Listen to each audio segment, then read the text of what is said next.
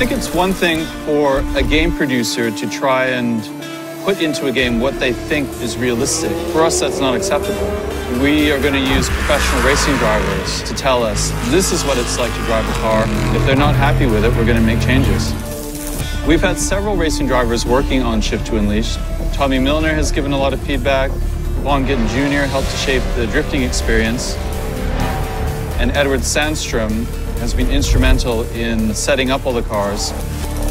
Racing isn't sterile, it's gritty, it's violent, it's exhausting.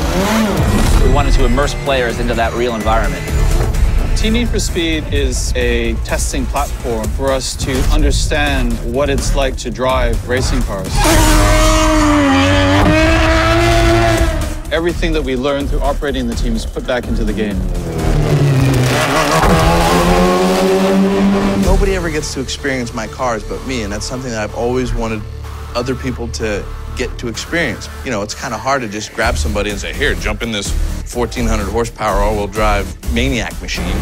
But something like this, you guys have actually captured what it's like, the sound, visual. You can see everything that's going on, seeing the fireballs come out of the exhaust and the hood. To me, it's amazing.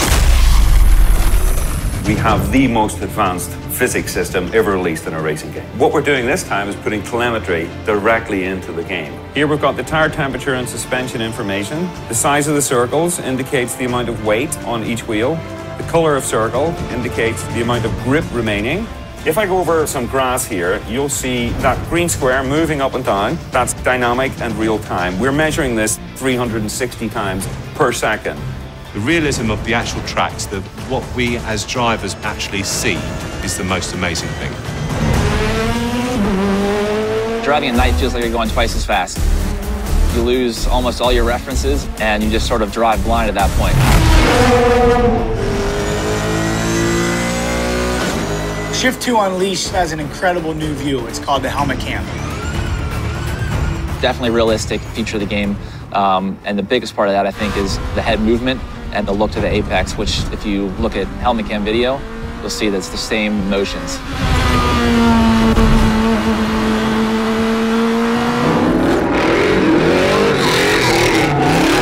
In drifting, we're actually looking out the side windows. So once the car gets sideways and you're turning, you move your head to see where you're going.